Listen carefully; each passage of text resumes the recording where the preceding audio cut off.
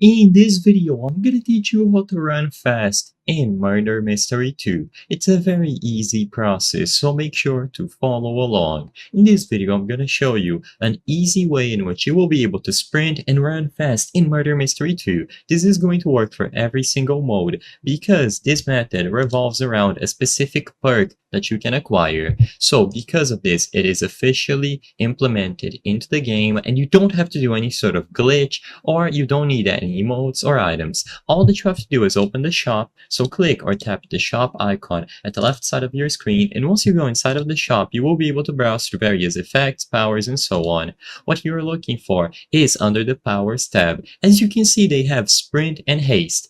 So sprint is going to activate and give you a 50% speed boost temporarily. So this is going to be one way to run fast, and you can also explore other ones. For example, haste. You move 10% faster while holding the knife out. This allows you to outrun innocents. This is very good because as long as you have your knife out, you will have the speed boost active at all times.